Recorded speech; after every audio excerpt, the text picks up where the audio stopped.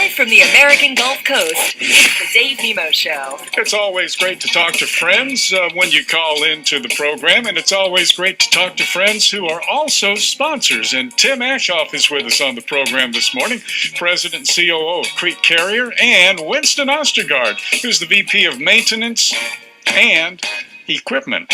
And today we're going to talk about equipment. We're going to talk about seats and APUs, and we'll talk about Qualcomms. And, you know, something that's kind of interesting, Tim's program this morning was, hey, could you squeeze into one of those coffin sleepers like they had back in the 1950s?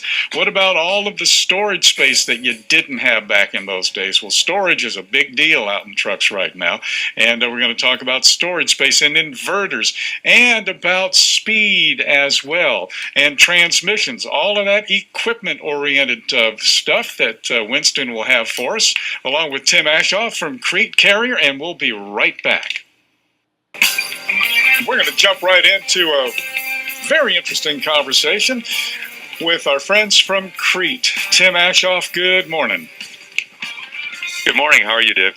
Doing great. And Winston Ostergaard, great to have you with us on the program.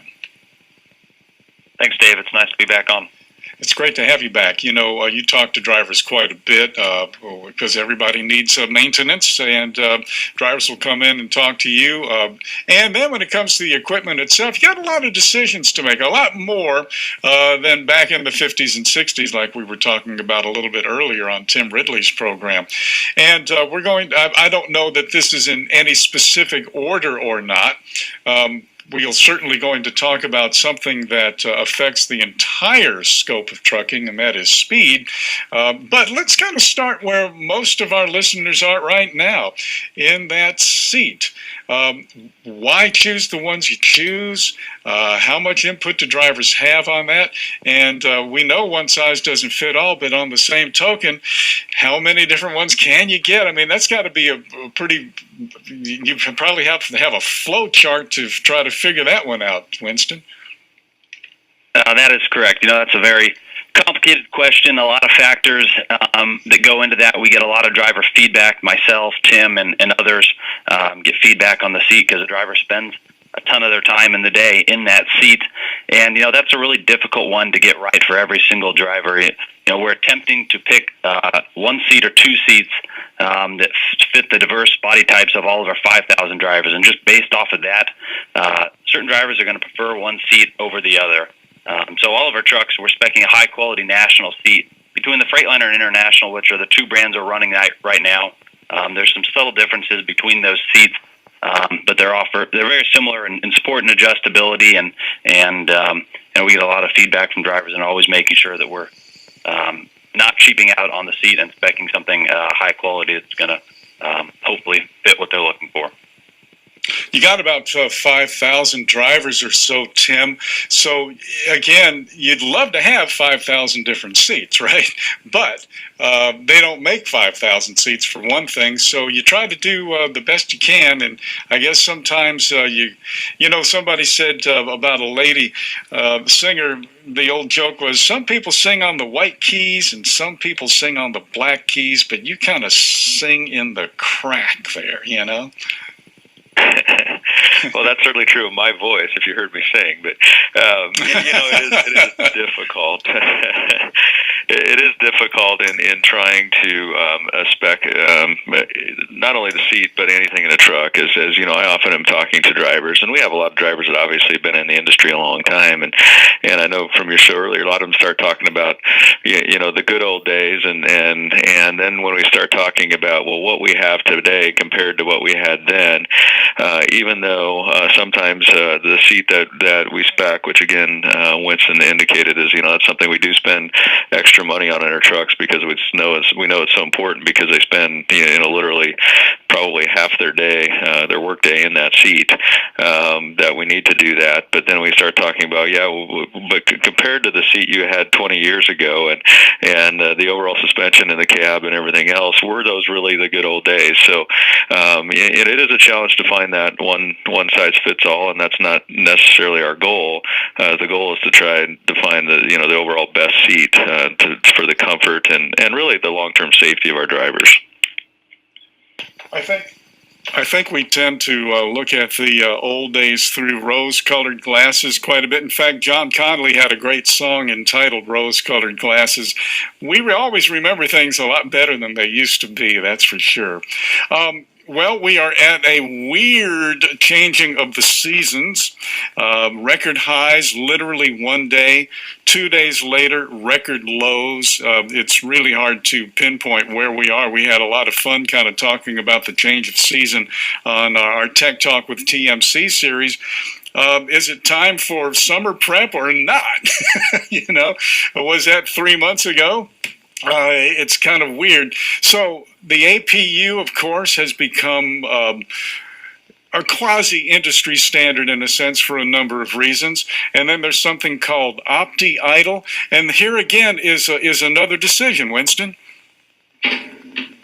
Yeah, it's really amazing how many options and decisions we can make around the spec of the truck. I mean, it's almost overwhelming to a certain extent, but then you try to boil it down and focus on the stuff that really matters, for safety and driver comfort and the overall spec of the truck. And opti-idle versus APU is one of those big decisions that's tough to get right, and it's kind of interesting. The last couple of years, there's been some industry trends that at certain points, diesel-fired APUs were really popular. Then battery-powered APUs are really popular, and now it seems like a lot of companies, including Crete Carrier, are going back to opti-idle. There's pros and cons to all of those options, and we felt just right now with the battery technology not quite where we need it to be on battery-powered APUs, and then for the diesel-fired, just having another motor that you're hanging off the side of the truck that adds a decent amount of weight and just another motor to maintain. So we're going back to opti-idle, and a lot of our drivers are fine with that and think it works pretty smooth. So a lot of the trucks right now are just so much more quieter than they used to be. So opti-idle is really not as big a deal as it used to be. On a truck that has an APU, are you retro spec'ing this now, or is this like with the new trucks, not ordering a truck with an APU? How do you kind of get to that conundrum? Yeah, we have not retrofitted. We've done some sample testing and put some APUs on that we retrofitted on. There were a couple of years where we spec'd all of our trucks with battery-powered APUs. A lot of the 2013 and 2014 internationals that are coming off the road right now had that battery-powered APU, and so that was I think 2014 was the last year we had that battery-powered APU in there. And again, one of the things that you point out is that you reevaluate this on a pretty much continual basis because things change, and you want to go down a road, but if you see a dead end coming, or you certainly want to shift lanes again. So it's nothing is written in stone when it comes to these sorts of things. Definitely not. We continue to reevaluate this, and we lean on our suppliers, our truck suppliers, the OEMs, to kind of help guide us and what they see in industry trends and what they see in new technology that's improving how you manage idle time while keeping the truck warm or cool, or providing them power through their inverter. So it's something we're constantly evaluating every year. Tim, you'll probably throw this over to Winston, but there's a couple of components here that we hinted at driver feedback. You and I have talked about driver feedback on a number of occasions since we began our series. But let's go to Qualcomm, because that's a good example of a change driven by driver feedback, and whether it's mounted on the dash or not. How many drivers does it take to change a light bulb or to put a Qualcomm on the dash? You know what I mean? Certainly 2 or 3 people are always going to say, I don't like that, but 4,998 are saying it's great. So how do you come to some of those, how do you do the math on some of that stuff?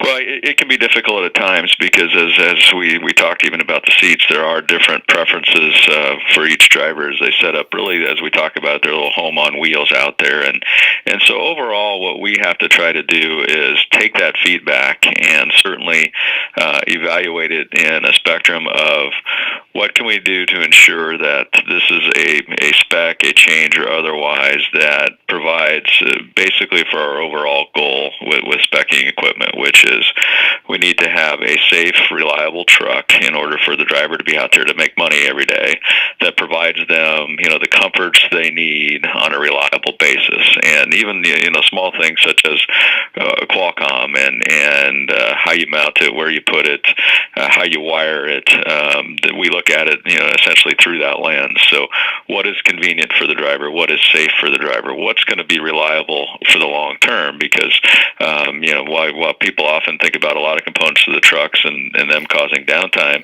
if you have some issues with your Qualcomm and that's how you communicate with, the operations team or otherwise, that can impact your day as well. So, we have a lot of different methods for feedback from drivers and certainly value that, and that's the lens we have to look through. And when we need to make a decision overall, such as, hey, let's mount the Qualcomm up on the dash and make it easier for drivers to see, can we do that in a way that won't cause us technical challenges with the Qualcomm? That's how we evaluate it, and that's how we make the decisions. And some of that's true with the opti-idle versus APU that we just spoke about. I know a lot of drivers think about the APU and the benefits of that.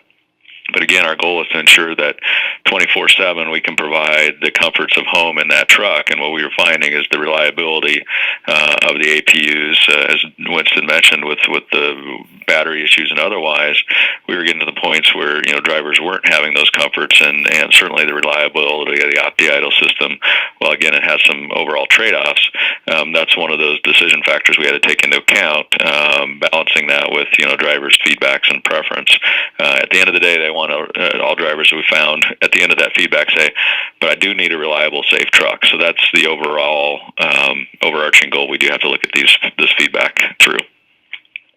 So when it comes to decisions, again, Winston, on news trucks coming in, you're mounting the Qualcomm. We are. We're mounting the Qualcomm to the dash on all trucks coming this year, and it was definitely driven by driver feedback, and then going back to the manufacturers and saying, all right, we would like to put the Qualcomm on the dash. How can we reroute the wires and look at it from that standpoint? So it made sense. It was probably overdue for a change, and we're not ones to quickly make changes for no reason. We're really trying to logically think through it and make sure we've thought about all the potential issues by moving it to the dash or other places. So thought that one through, and it was the right time to make that move up to the dash. Storage space has become, I remember seeing ads when we were younger, renting apartments, in our earlier years. The big thing was how many closets does it have? And then you get to a house, it's how many bathrooms does it have? Oh, and by the way, there are walk-in closets. Trucks used to be strictly for the commodity being hauled, and the driver was pretty much just in there someplace and making the best of it. And then, towards, I guess, the 70s, we started getting what the late Truck and Bozo would call motor mansions, and the big sleepers and all the stuff. But storage was never really one of those things that I don't think folks thought about that much until it was discovered that, wait a minute, we could put a lot of storage in these trucks. And now when folks look at trucks and the salesman walks them through, or when you go to one of the truck shows, man, when you go inside the truck, everything is pretty much a given. It's going to have some great seats. It's going to have all of these, things like that. But storage, and I'm surprised, it's amazing how much storage you can get in those areas. Winston, that's another big deal, isn't it? It is. I mean, there's so many interior configurations that you can choose from, and it's really just trying to utilize every last bit of space on the interior for storage, as well as giving some space for the actual driver in there. And it's a difficult one to get right for every single driver. Each driver carries different amounts of personal belongings and different types of personal belongings with them on the truck, and depending on the piece of equipment they're assigned, that configuration might work better for them than another configuration of a different model that we're having that we're running. So something we've done in the last 2 years to help with that, we've started spec'ing everything with the double bunk, and most of our drivers are single drivers, so that just gives them some extra space up in the truck to put some stuff that they may not utilize on a day-to-day basis up in some storage bins on top where that second bunk is. And something that goes hand in glove with storage space, the inverters. Guys, one of the things that when we talk folks like Gary Stewart and others on Tech Talk with TMC, and Tech Talk's been on for almost 10 years now, we basically zero in on inverters invariably when electrical systems come into play. It's a complicated issue. You have to have the right one, especially if you need an APU in your truck. You want the sine wave inverter. When you're running a refrigerator, all of these so-called hotel loads in trucks. If storage is a big deal, inverters are a huge deal because you can enjoy a television and a refrigerator and a microwave, and you can also burn your truck down with the wrong inverter. So this is something, Winston, that you have to spec with great diligence.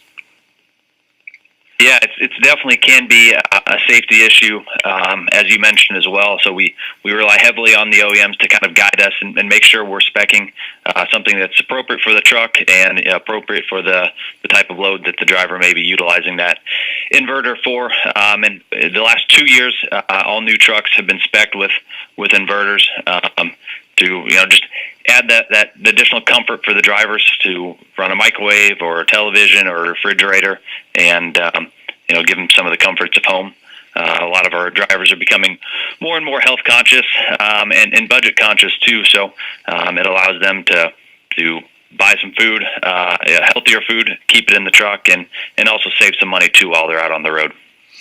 Well, this is another one of those multi-level issues, Tim. It's convenience, yes, and it's economic, yes. But you and I have talked way too many times about driver health and well-being to where I think that is probably on the top of your list when it comes to things like inverters and even storage, too, because you have to have a place. If you're going to bring food that's going to be healthier, you got to have a place to put it, and you have to have a place to heat it or cool it.